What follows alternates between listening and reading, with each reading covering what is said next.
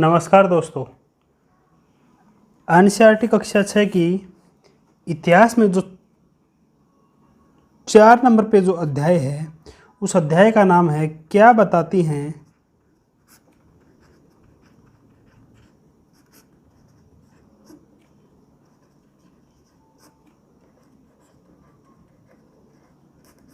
हमें किताबें और कब्रें।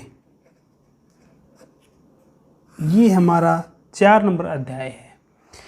तो ये जो 4 नंबर जो अध्याय है एनसीईआरटी कक्षा 6 का इतिहास का, इसमें हमें पाषाण काल और वैदिक काल के बारे में इस चैप्टर में बताया गया है। पहले हमें वैदिक काल के बारे में बताया गया है। वैदिक काल के बारे में देखो क्या क्या है। मुख्यतः इसमें वैदिक काल में ऋग्वेद की चर्चा की गई है। तो पहले जो वैदिक साहित्य है जो उसके बारे में मैं बात करता हूं।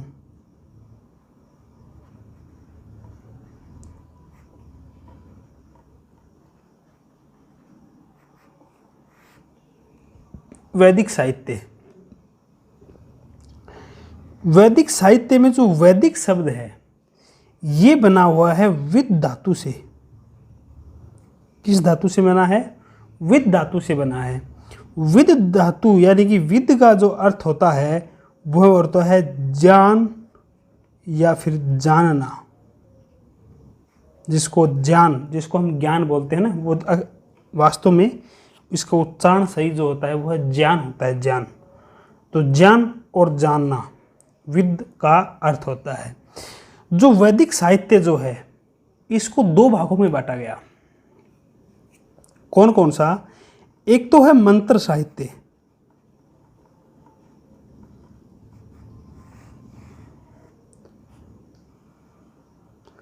दूसरा है ब्राह्मण साहित्य।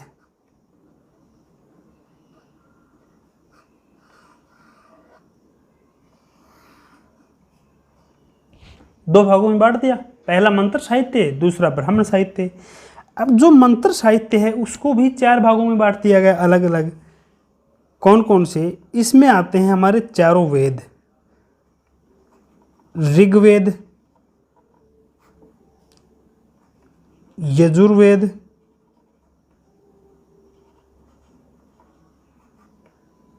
इसके बाद आएगा हमारा सामवेद और अंत में आएगा अथर्ववेद।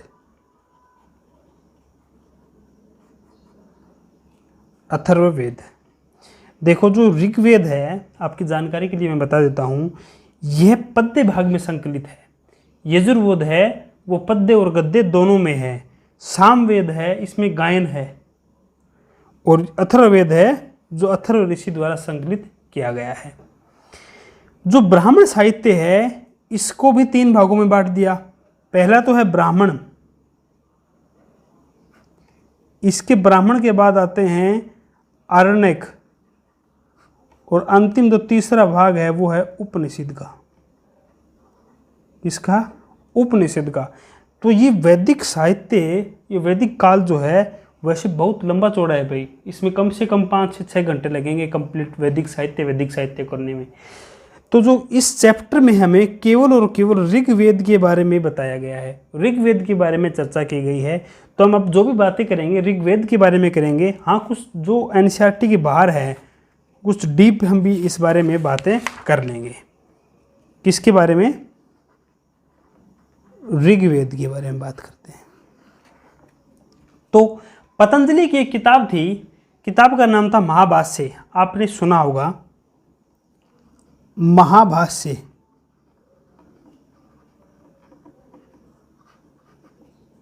ये है किताब का नाम। किसने लिखी थी? पतंजलि ने। ये किताब किसने लिखी? पतंजलि में। तो ये जो महाभाष्य पतंजलि की जो किताब है, इस किताब में ऋग्वेद की कुल 21 शाखाओं का वर्णन है। 21 शाखाओं का। इसकी ऋग्वेद की 21 शाखाओं का वर्णन है। उसी 21 शाखाओं में से एक शाखा है जिसको हम कहते हैं शाकल। क्या नाम है? शाकल नाम है। साथ साथ इसके आप नोट्स बनाते रहिए और मैं जो बता रहा हूँ उसको समझते रहिए और साथ साथ इसको लिखते भी रहिए आप, इसको आपको अच्छे से याद होगा। और मुझे उम्मीद है पूरी, अगर आप इसको पूरे अच्छे से इसको अगर देखेंगे समझेंगे तो आपको दोबारा एनसीईआरटी पढ़ने की ज़रूरत नहीं पड़ेगी। महाभाष्य जो कि किताब है किसने लिखी थी? पतंजलि ने। इस महाभाष्य में ऋग्वेद की 21 शाखाओं का वर्णन किया गया है, जिसमें से एक जो शाखा है वो शाखा है शाकल। कौन सी शाखा है? शाकल। अब ये जो शाकल शाखा है, इस शाखा में है 10 मंडल। कितने मंडल हैं? 10 मंडल हैं। 10 मंडलों की मैं बात करूं, उसके बाद 10 मंडलों की बात हम बाद में करेंगे। पहले हम ये जो मंडल हैं, इन मंडलों में क्या हैं? सूक्त हैं। क्या हैं? सूक्त। और सूक्त जो हैं, इन सूक्तों में क्या होती हैं? मंत्र होते हैं, या फिर कहीं कहीं आपको शब्द मिलेगा ऋचा। दोनों एक ही बात है। जो सूक्त होता है वो मंत्र या ऋचा से बनकर बना होता है, और मंडल होता है वो सूक्तों से मिलकर बना होता है। इस बात का आप ध्यान रखें। अब किसी भी मंत्र या ऋचा का सूक्त बनने के लिए एक शर्त है। वो शर्त क्या है? कि सूक्त वही होगा, कम से कम वो 3 तो मंत्र हो, अधिकतम उसमें 100 मंत्र हो। कम से कम या तो 3 मंत्रों का संकलन हो, या फिर 100 अधिकतम मंत्रों का संकलन अगर है तो वो क्या कहलाएगा? सूक्त कहलाएगा। ये तो बात हुई सूक्त। लेकिन जो ये मंत्र जो ऋचाएं जो होती हैं, इनमें क्या होता है? तो मंत्र जो ऋचाएं होती हैं, इनमें देवी देवताओं की प्रार्थनाएं होती हैं। देवी देवता की प्रार्थना इसमें होती है। फिर एक बार समझ लो, महाभाष्य में ऋग्वेद की कुल 21 शाखाओं का जिक्र किया गया है, जिसमें से एक शाखा है शाकल, और शाकल शाखा में 10 मंडल हैं। ये जो मंडल बने होते हैं ये सूक्त से बने होते हैं, और एक सूक्त में कम से कम 3 और अधिकतम 100 मंत्र या ऋचा होना आवश्यक है, तभी वो सूक्त कहलाएगा। सूक्त का मतलब वैसे अच्छे से अगर हम इसका अर्थ इसको समझने की कोशिश करें तो अच्छे से उच्चारित जिसे किया जाता हो वो क्या कहलाता है? सूक्त कहलाता है। सूक्त कितने हैं? सूक्त हैं 1028। इस बात का आप ध्यान रखें। कितने सूक्त हैं? 1028। अब मैंने आपको बताया 10 मंडलों के बारे में। तो पहला जो मंडल है उसमें अग्नि, इंद्र व सोम देवता का जिक्र किया गया है।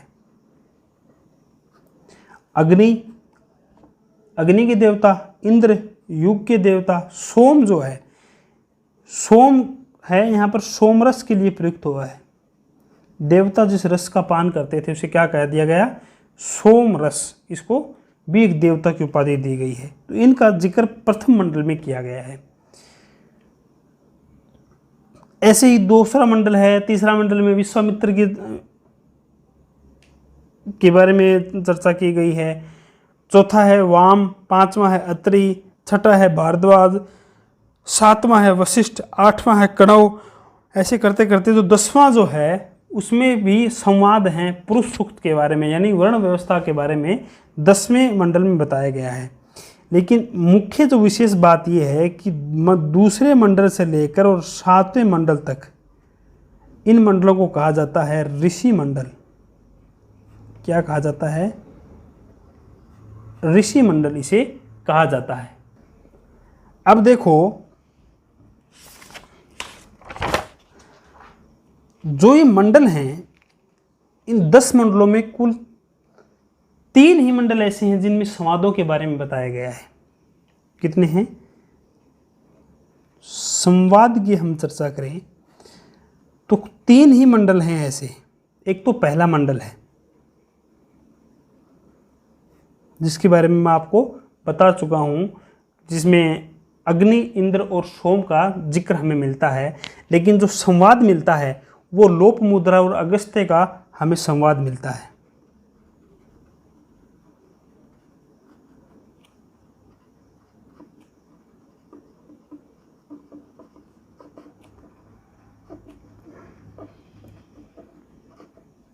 लोपामुद्रा व अगस्त्य का संवाद हमें पहले मंडल में मिलता है।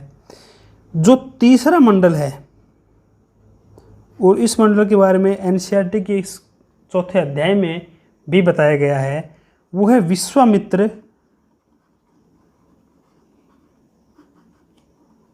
और सतलज एवं व्यास संवाद। इसमें विश्वामित्र ने सतलज और व्यास नदी को देवियां माना है। क्या माना है? देवी मानकर इनकी संवाद किया, इनसे संवाद किया है तीसरे मंडल में। इसके बाद तो 10वां मंडल है। इस 10वें मंडल में क्या है? 3 संवाद हैं कुल। कितने संवाद हैं? कुल 3 संवाद हैं। कौन कौन से? एक तो है यम यमी संवाद। कौन सा संवाद है? यम और यमी का संवाद है। एक इसमें है इंद्र और इंद्र की पत्नी थी इंद्राणी, उनका संवाद है। एक है इसमें, आपने नाम सुना होगा, उर्वशी और पूर्वा ऋषि। उर्वशी और पूर्वा ऋषि का संवाद। अब इनकी गहराई में हम नहीं जाएंगे क्योंकि फिर बहुत लंबी क्लास हो जाएगी। यम और यमी ये दोनों भाई बहन थे, इनका संवाद 10वें मंडल में मिलता है। इंद्र और इंद्राणी ये पति पत्नी थे, इनका भी संवाद हमें 10वें मंडल में मिलता है। उर्वशी और पूर्वा जो ऋषि थे, इनकी वैसे तो पत्नी थी उर्वशी। क्या थी? पत्नी थी। लेकिन इतना ही इस बारे में आप समझ लीजिए, क्योंकि फिर मैं कहानी का अगर आपको बताने लगूंगा तो फिर बहुत लंबा हो जाएगा। तो उर्वशी और पूर्वा का भी यहाँ पे इसमें संवाद देखने के लिए मिलता है। ये तो था ऋग्वेद के बारे में जो चर्चा हुई। वो वैदिक काल में 2 बिंदु और हैं। वो कौन कौन से हैं? एक तो इसमें मवेशी, घोड़े और रथों के बारे में बताया गया है। तो उसमें उस बिंदु में क्या बताया गया है? उस बिंदु में हमें यह बताया गया है कि युद्ध होते थे पहले। क्या होते थे? युद्ध होते थे। उन युद्धों का कारण क्या था? उन युद्धों का कारण होता था या तो कोई उपजाऊ जमीन,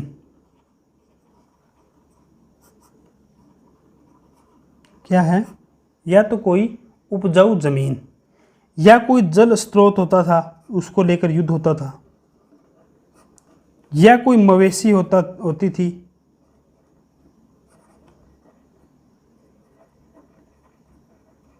उसको लेकर युद्ध होता था, या कोई चारागाह भूमि होती थी। ये तो थे युद्ध होने के कारण।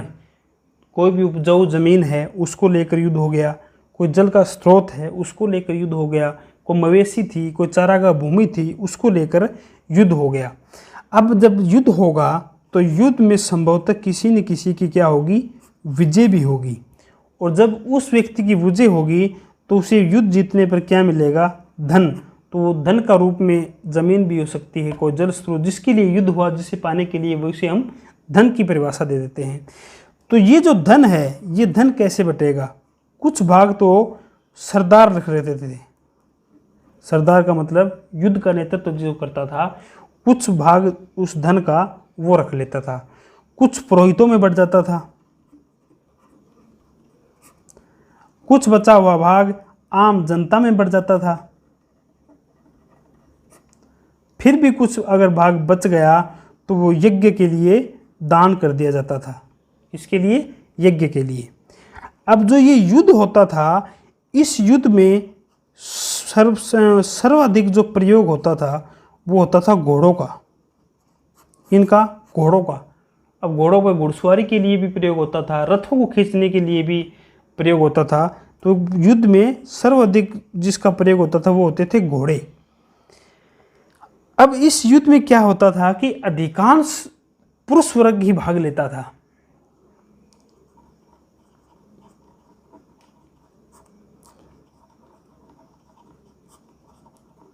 पुरुष वर्ग क्या लेता था, इसमें भाग लेता था, और कोई भी स्थायी सेना नहीं होती थी। स्थायी सेना कोई नहीं होती थी। इस समय कोई स्थायी सेना नहीं होती थी। इसमें इस बिंदु में जो मवेशी, घोड़े और रथ हैं उसमें हमें इतना ही बताया गया है। इसके बाद जो अगला हमें बिंदु मिलता है बुक के अंदर वो है लोगों की विशेषता बताने वाले शब्द। तो लोगों की विशेषता बताने वाले जो शब्द थे वो दो प्रकार से थे। एक तो क्रम के आधार पर, एक थे भाषा के आधार पर। क्रम के आधार पे तो थे जैसे पुरोहित हो गए, ब्राह्मण हो गए, या फिर राजा हो गए। राजा ये वो राजा नहीं है भाई, सरदारों की बात यहाँ पे हो रही है। राजा कहीं आप वो समझो कि जो हवेलियों में रहते थे रानियों के साथ, वो राजा नहीं है। यहाँ पर राजा वो है जो सरदार, जो नेतृत्व करता होता था वो। अब भाषा के आधार पर बांट दिए गए। एक तो कुछ तो थे आर्य, और जो आर्य नहीं थे उनको कह दिया गया अनार्य। आर्य कौन थे? जो संस्कृत का ज्ञान रखते थे, जिसको बोलचाल में संस्कृत भाषा का प्रयोग करते थे। और जो संस्कृत भाषा का प्रयोग नहीं करते थे उन्हें कह दिया हमने अनार्य, या फिर उन्हें कह दिया गया दास। इस बात का आप ध्यान रखें। इसमें हमें जन का और विष का भी बारे में हमें बताया गया है, लेकिन जन और विष के बारे में जो नेक्स्ट चैप्टर होगा उसमें हम अच्छे से विस्तार से उस बारे में चर्चा करेंगे। ये था हमारा वैदिक काल, जितना भी था वो। वैदिक काल के बाद आता है महापाषाण काल। इसी चैप्टर में महापाषाण काल आता है।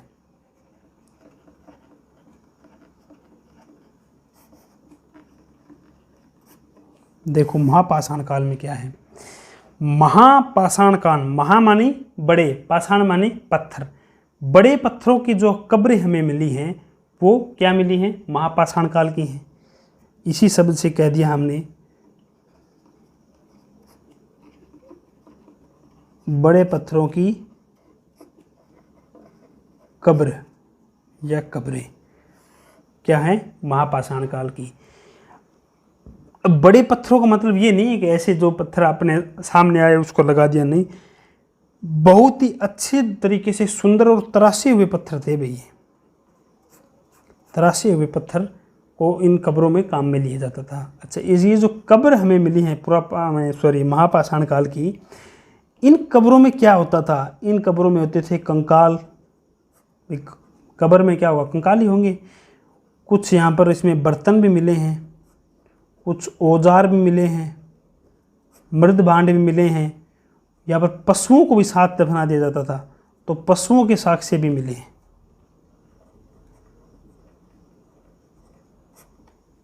पशुओं के साक्ष्य भी महापाषाण काल में हमें मिले हैं। ये जो महापाषाण कालीन कब्र है या फिर महापाषाण काल के सर्वाधिक भारत में साक्ष्य कहाँ मिले हैं? तो वैसे भारत में अगर मैं बात करूं तो एक जगह है जूना पानी। कहाँ पड़ती है? महाराष्ट्र में। मुख्यतः जूना पानी है जहाँ पर सर्वाधिक पाषाण काल के हमें साक्ष्य प्राप्त हुए हैं। लेकिन ये तो एक पर्टिकुलर जगह होगी। ऑल ओवर इंडिया की मैं बात करूं तो दक्षिण भारत में पाषाण काल के सर्वाधिक साक्ष्य मिले हैं। कश्मीर से भी मिले हैं और उत्तर पूर्वी भारत से भी इसके साक्ष्य हमें देखने के लिए मिले हैं। यहाँ से दक्षिणी भारत से, कश्मीर से और उत्तर पूर्वी भारत से। अब देखो कब्रों की मैंने बात कर ही चुका हूँ कि तराशे हुए बड़े बड़े पत्थर हैं इन कब्रों में हमें मिले हैं, मृदभांड मिले हैं, कंकाल मिले हैं, पशुओं का साक्ष्य मिला है, अनाज का साक्ष्य भी हमें यहाँ से इन कब्रों से मिला है। लेकिन ये जो कब्र हैं, इन कब्रों को देखते हुए हमें सामाजिक असमानता के प्रमाण भी मिले हैं। सामाजिक असमानता के प्रमाण देखो कैसे मिले हैं। कर्नाटक में एक जगह है ब्रह्मगिरी।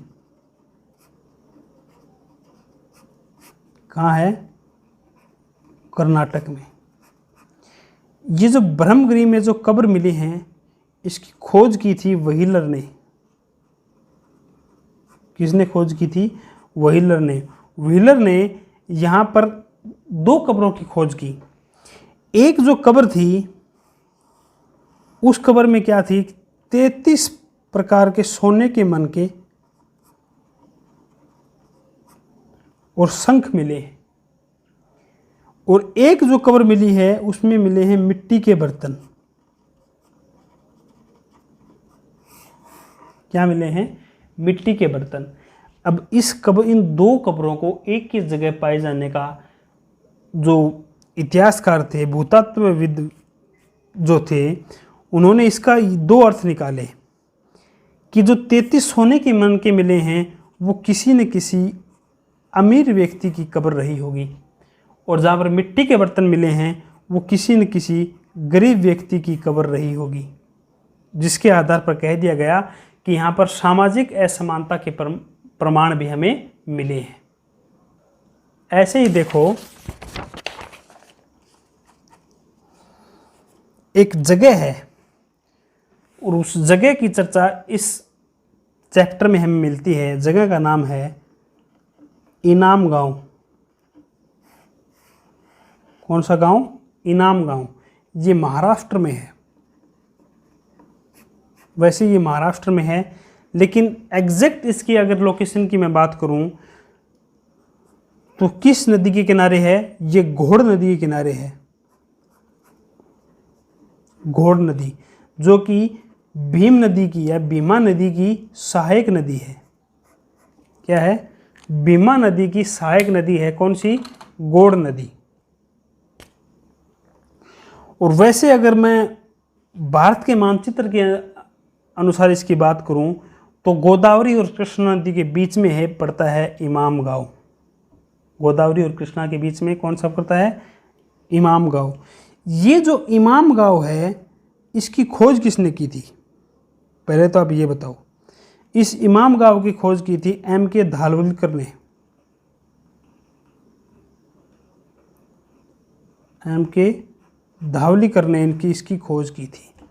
कब? 1968 में। और इन्होंने यहाँ पर इनाम गांव में 1968 से 83 तक क्या किया था? खनन किया था, अनुसंधान किया था। कितनी बार? 13 बार। इस बात का भी ध्यान रखें। M.K. धावलिकर जो हैं, इन्होंने 13 बार यहाँ पर अनुसंधान किया था, 1968 से लेकर 83 तक। तो इन्होंने जब यहाँ पर इस इनाम गांव में अनुसंधान किया, खनन किया, तो इन्हें क्या मिला? तो इन्हें मिला ताम्रपाषाणकालीन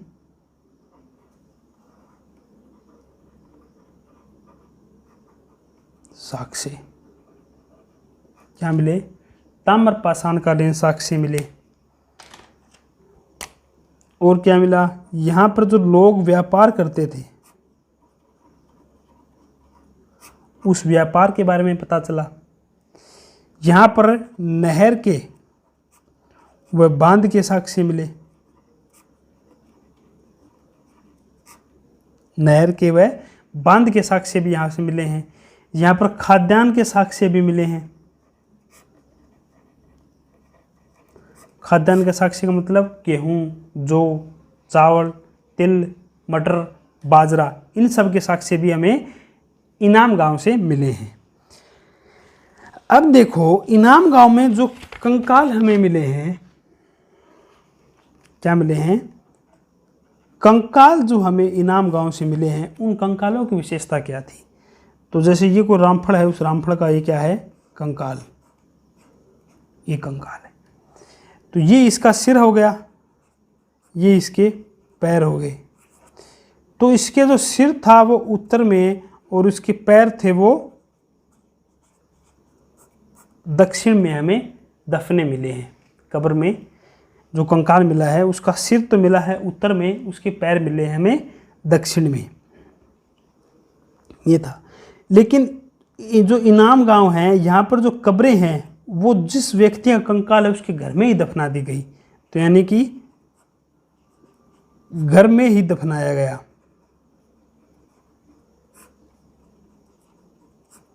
इस बारे में भी आप ध्यान रखें। और जो कंकाल हमें ये मिला है ये एक वयस्क आदमी का या वयस्क व्यक्ति का कंकाल है।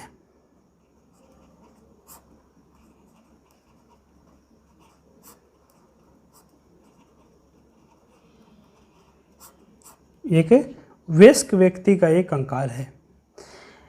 कंकाल अकेला ही नहीं मिला है घर के अंदर, इस कंकाल के पास में क्या मिला है, बर्तन मिले हैं गड़े हुए।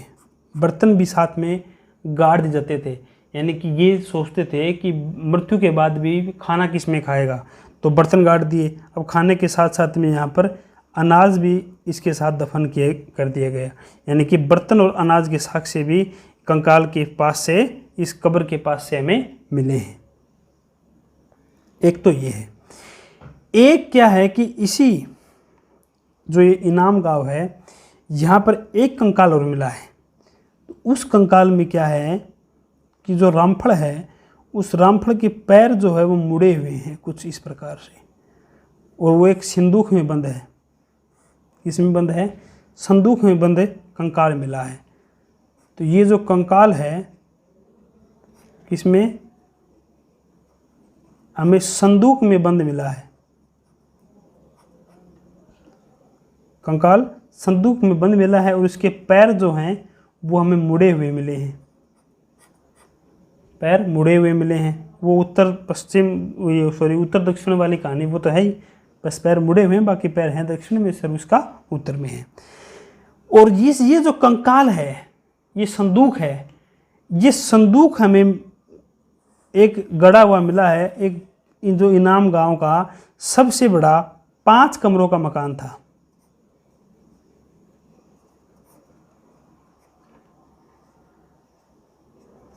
पांच कमरों के मकान में ये हमें गड़ा हुआ मिला है। तो जिससे अनुमान लगाया गया कि ये जो कब्र है ये इस इनाम गांव के कोई सबसे अमीर सरदार या राजा या मालिक का ये कब्र रही होगी। ये था हमारा इस चैप्टर में पाषाण काल और वैदिक काल के बारे में जो हमें बताया गया है। धन्यवाद दोस्तों। नेक्स्ट क्लास में करेंगे नेक्स्ट